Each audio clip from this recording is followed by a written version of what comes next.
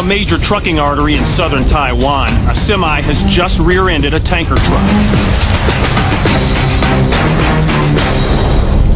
The tanker contains 25 tons of a highly flammable chemical called styrene, and the spreading fire threatens to detonate the tanker. Firefighters attack the flames at all angles, but the fire refuses to submit. The pressure inside the cylinder builds as firefighters struggle to cool the tanker.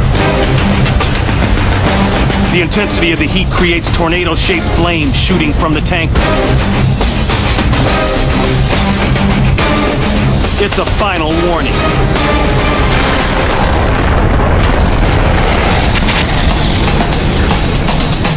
Firefighters retreat as burning shrapnel pelts them from above. A reporter on the scene runs to an injured fireman. 刚火势怎么突然变那么强？你还好吗？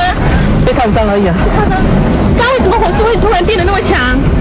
不晓得，扩散了。Further analysis reveals the flames surrounding the styrene-filled tank heated the chemical beyond its combustion point of 914 degrees.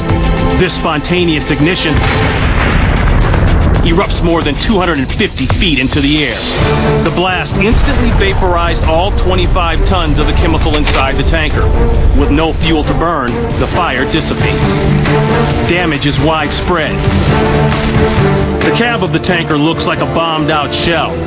As for the semi, all that remains is its charred and melted chassis.